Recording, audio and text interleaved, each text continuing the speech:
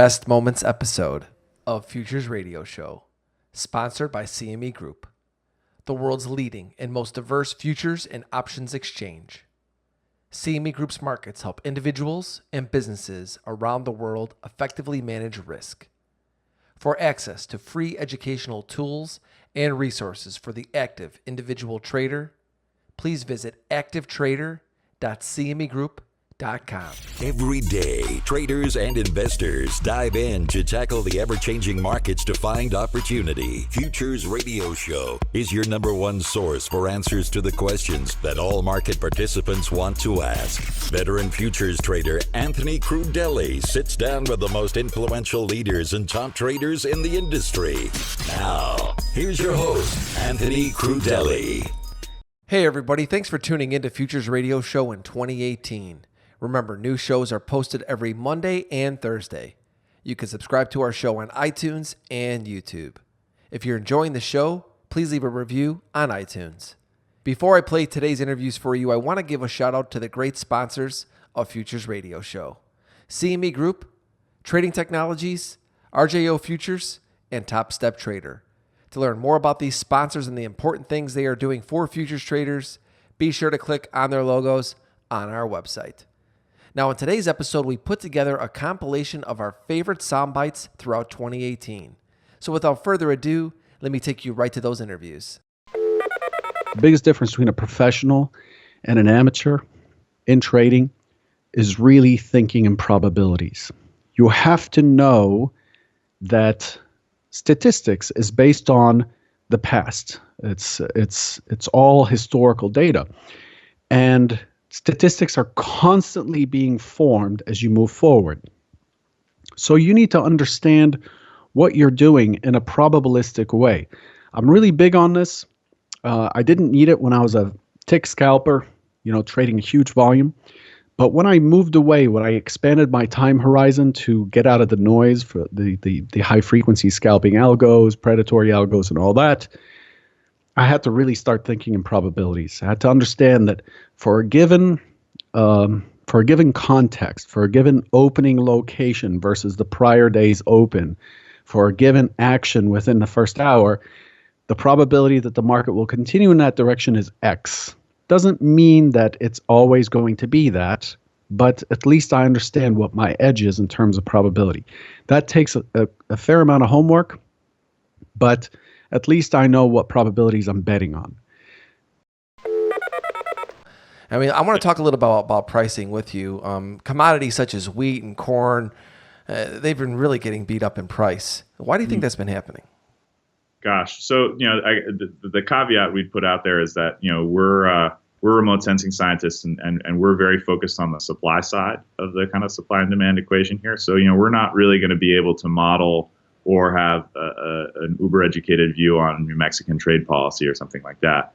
What we can do is kind of watch how these crops are being grown from space and kind of track how the trends in technology are affecting them. And the story is pretty consistent globally, where we've gotten really good at growing grains and oilseeds. And so the seed technology keeps on improving, the infrastructure is steadily improving, and now the area that can be planted for some of these crops is expanding. So parts of the world that we wouldn't have dreamed of being able to grow soy 5 years ago are now kind of growing it at an incredible yield. And so that creates a pretty massive tailwind on the supply side.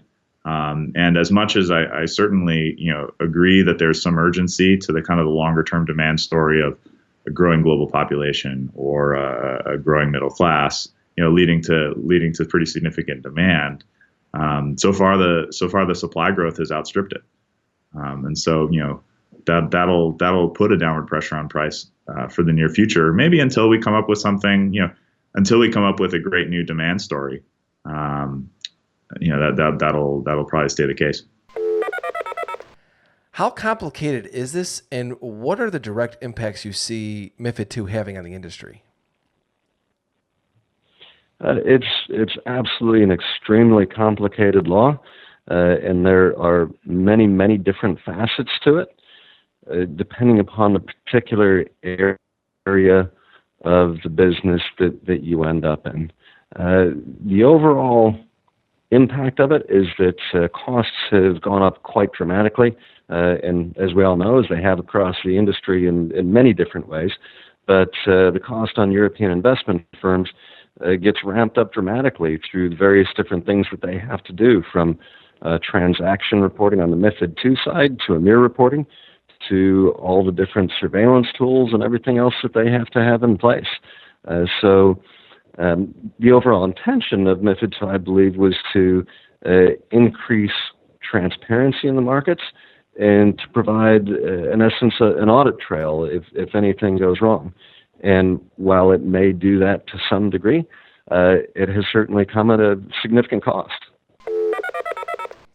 What are you most excited about heading into 2018? I am very excited about crypto.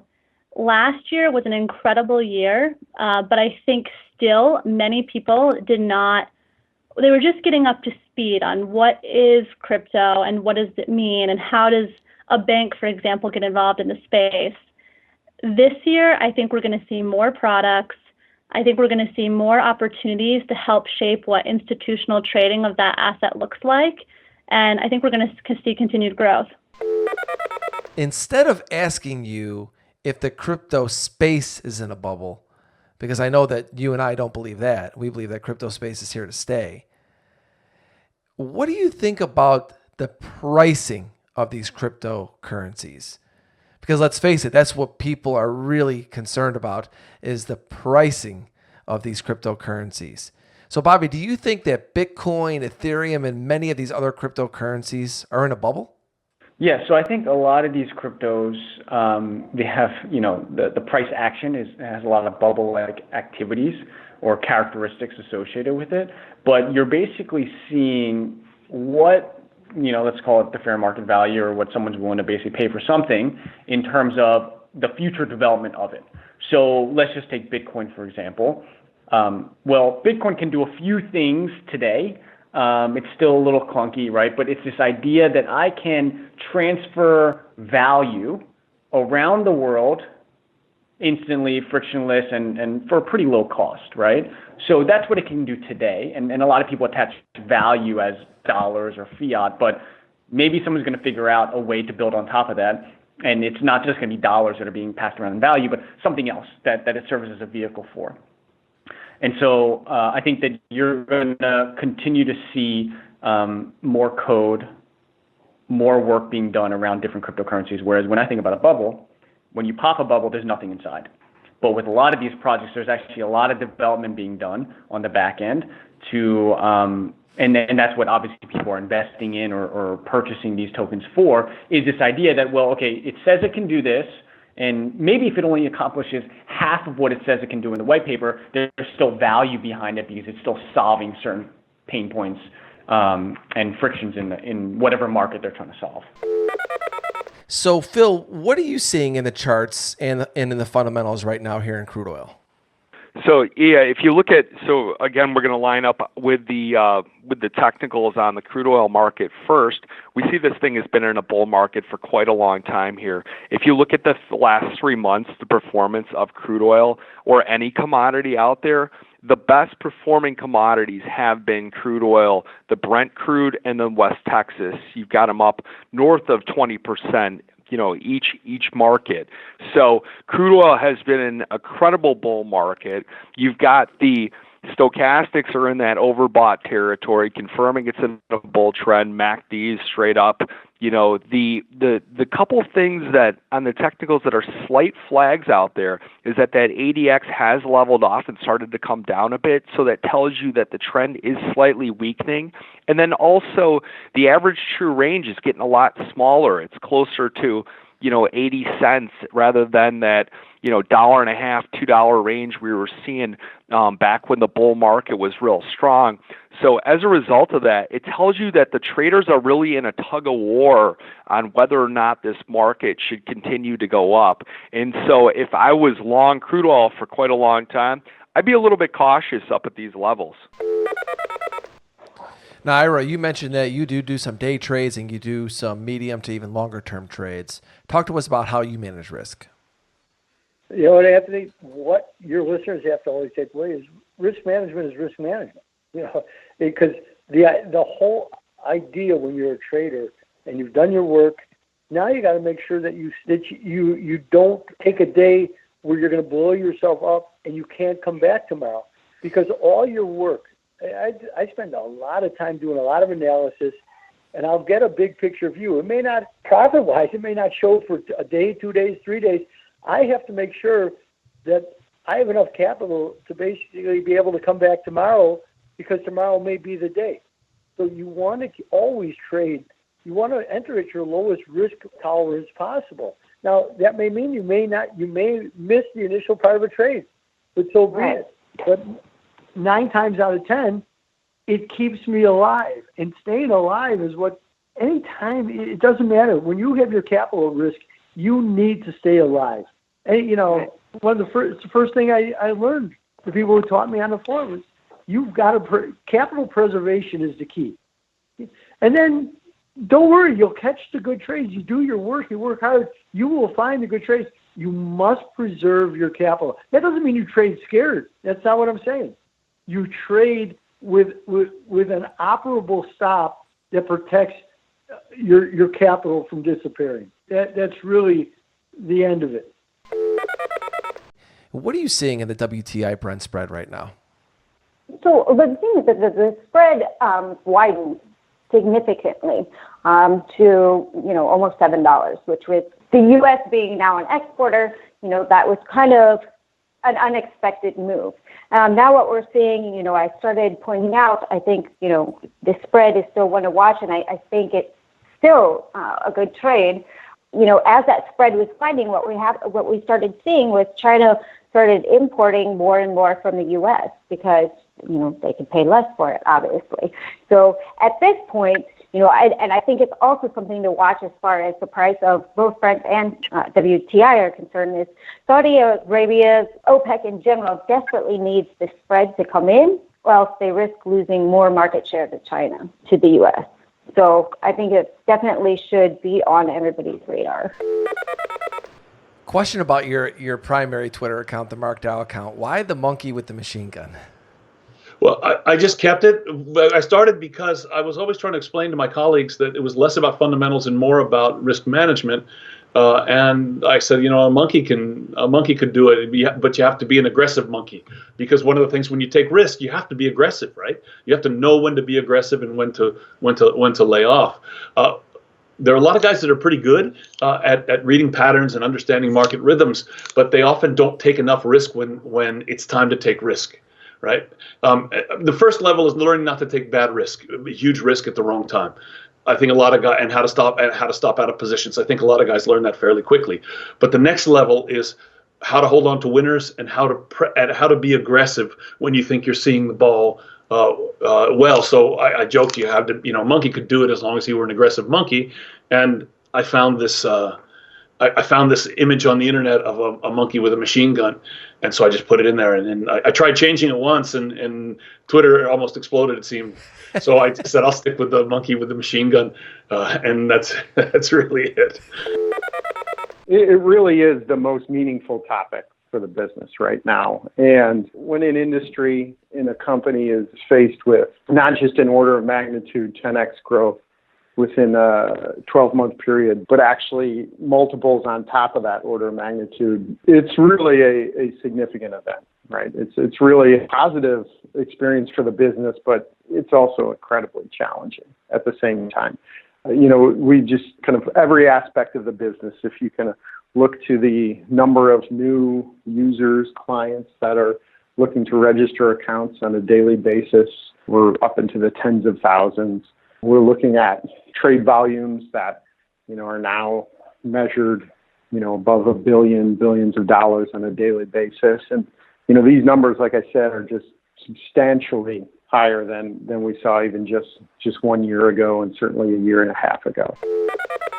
You have to be consistent in your actions, and you have a chance of becoming a consistently profitable trader, right? You can be consistent in your actions and not be consistently profitable, but at least with that framework in mind, if you're consistent in your actions but you're not profitable, you can always look back at your actions, review it, and then find ways to tweak it, right? improve on it so that you can become a consistently profitable trader. So I would say that is very important, right? If you want to be a consistently profitable trader, you have to be consistent in your actions.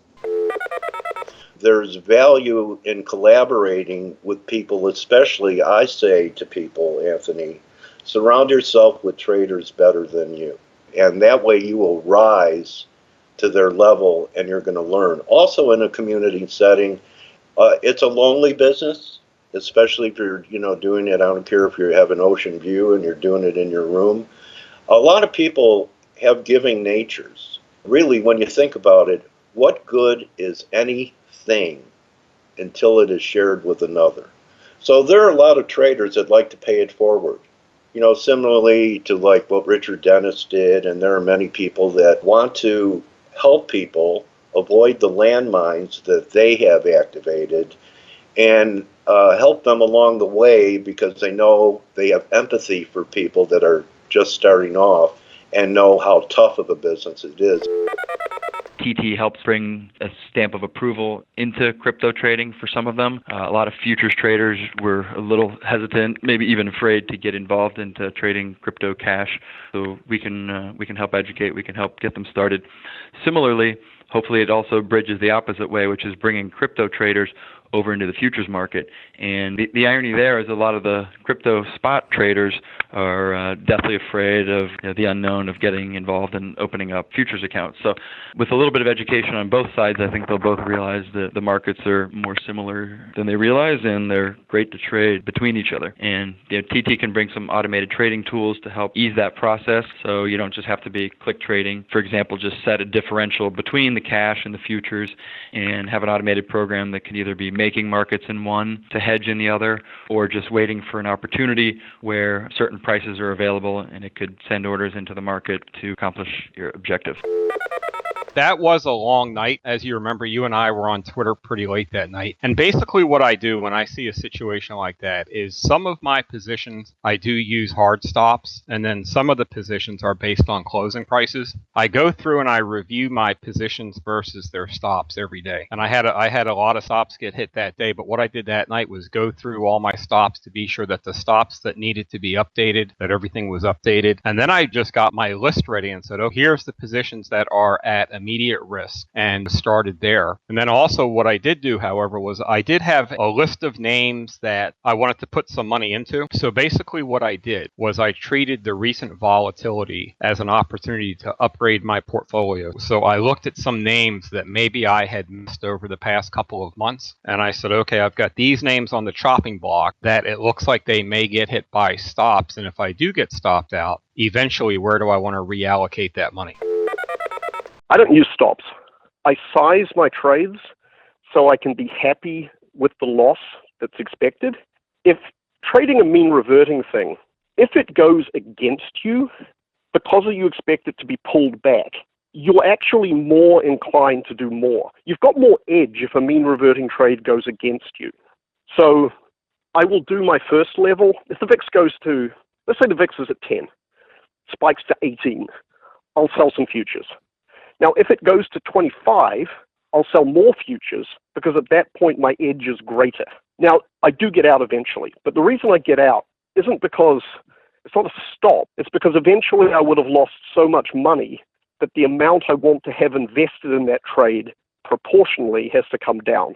So essentially I'm using the Kelly criterion, but I'm using it for a mean reverting process rather than any of the commonly available ones.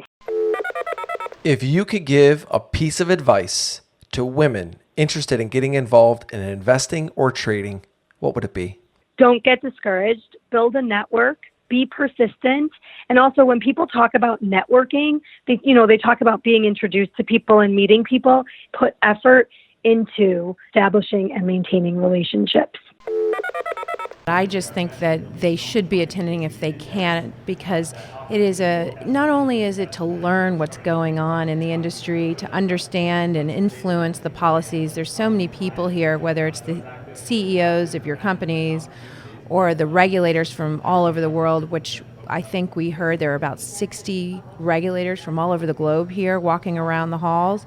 It's a great opportunity to catch somebody in the halls or to listen to their panel and see where they're headed.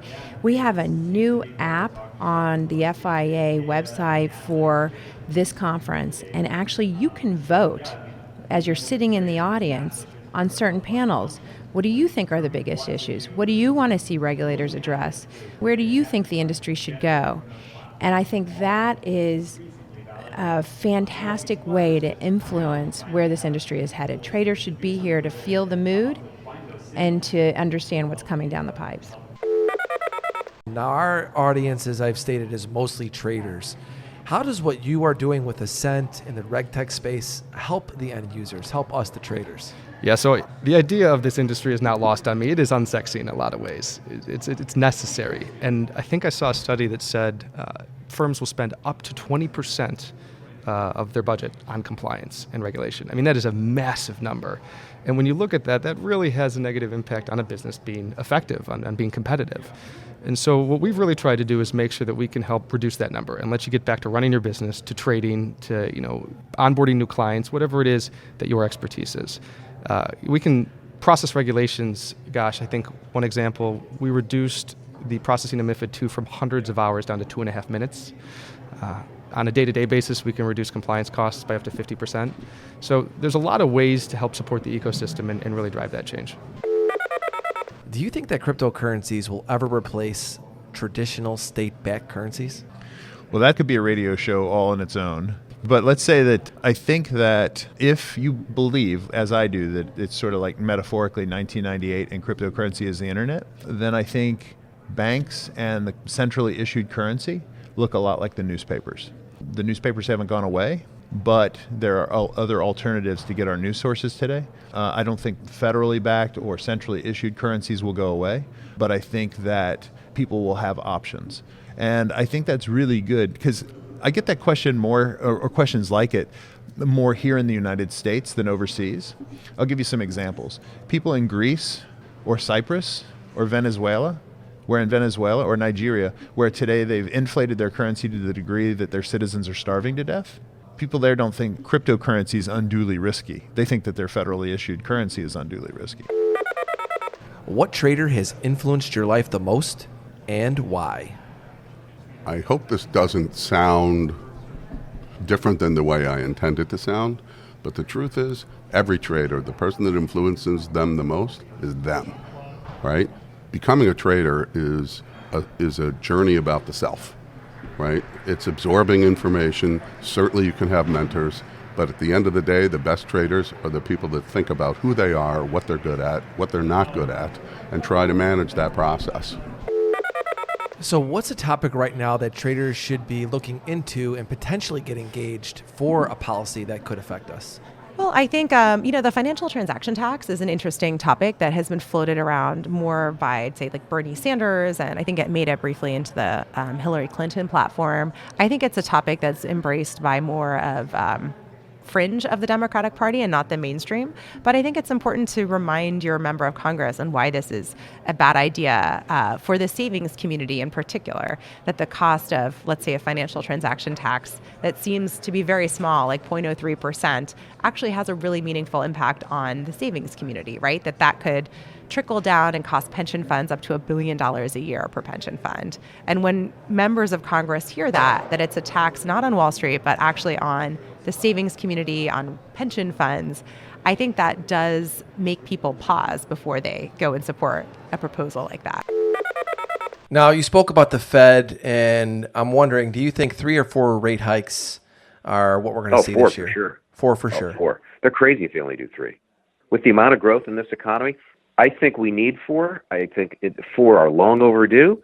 Give me 3, possibly 4 more next year. Let's get back to normal on interest rates. There's so much growth in the economy. Fear that you're going to choke off the growth by raising rates 1 to 2 percentage points. That's absurd. You're not going to derail the power of this economy by taking Fed funds from 175 to 275, because even 275 is still crazy low.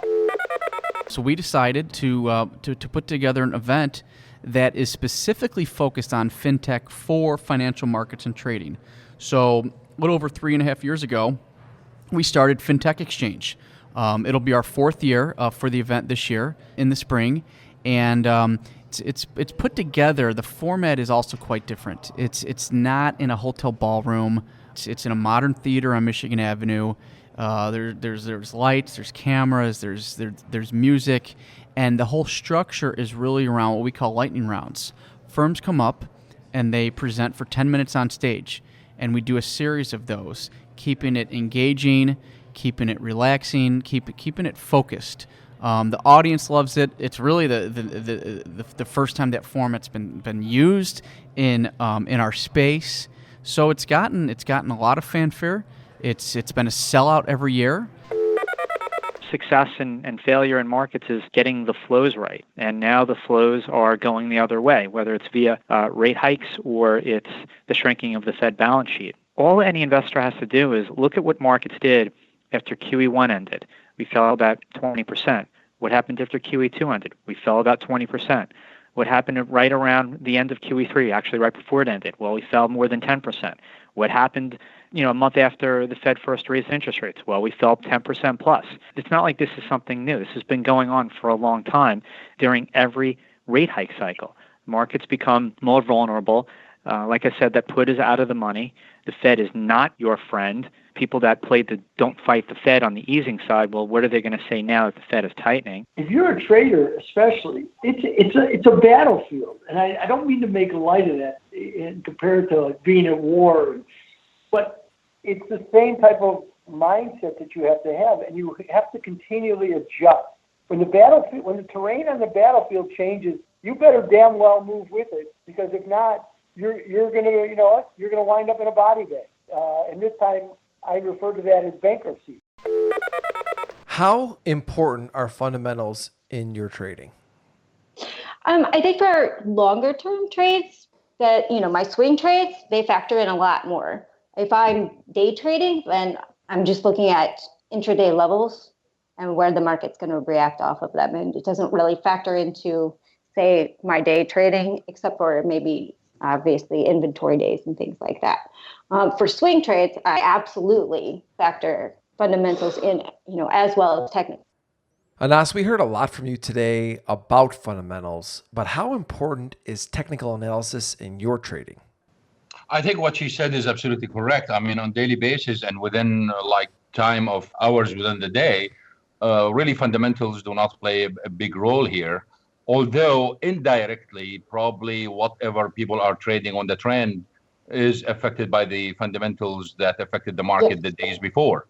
But in the long term, no one can ignore fundamentals in the long term. I mean, we already talked about the forecast and what could be right and what could be wrong, etc. These are big factors in affecting the future trend in the long term.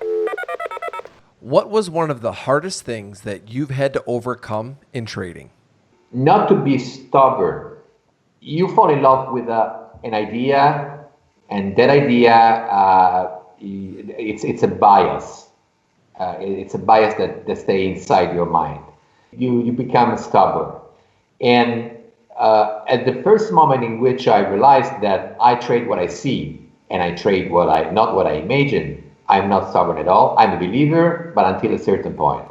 And the other part gets back to what I said before. I learned not to look for long movement in derivatives, for short movement, loading up, period. John Williams gave a speech in Spain where he said he anticipates there being an easy glide path to getting the Fed funds rate to 3% by the end of 2019. And again, you have to ask yourself, what planet is this man on? Why does he think that he can thread that needle if he's talking about the Fed funds rate itself being above the 10-year yield as things stand? And that means that Fed policymakers believe that they can generate some upside in yields on the long end of the curve. I think that with $237 trillion and counting of global debt levels, that the yield curve is communicating to us loud and clear that the last thing that the world economy and the overabundance of debt that's been created since the financial crisis, the last thing it can handle is higher long-term interest rates. if you look at the short end of the curve, it's been spiking. The long end of the curve has actually been falling slightly. So we're getting flatter and flatter and flatter. And I think it's entirely unlikely long-term rates are going to rise. In fact, one of our big surprises and our Morgan Creek surprises this year is that, like Willy Wonka said, you should never, never doubt what no one is sure about. And everyone on the planet is sure interest rates are going to rise. We actually think long-term rates are going to fall, and you might want to be buying long-term treasuries here. What is the one sign that you watch that would indicate a recession is imminent? I think the yield curve flattens any more than we're seeing now. If we got, inside of, let's talk about at 50 basis points now. If that gets cut in half, that's going to be too close to tipping it over. And with the amount of leverage that's in the global system, and where LIBOR would probably be at that point in time, that means we've pressed too hard on the short end of the curve, and that's going to cause in and of itself its own damage. So I keep a close eye on the 210s or whatever your preferred ratio is to see what those spreads are doing, because that gets dangerous. We've gone through this period where we've contracted and expanded back out, but we sort of seem to be sitting in that sort of 45 to 75 basis point spread. I think if that compressed more than that, I think that'd be the line in the sand that would be crossing, and it'd be difficult for us to go back. Thank you for listening to Futures Radio Show. If you have any questions or comments for myself or my guests, please visit futuresradioshow.com and sign up to be a premium member for free. If you enjoyed the show, don't forget to leave us a review on iTunes.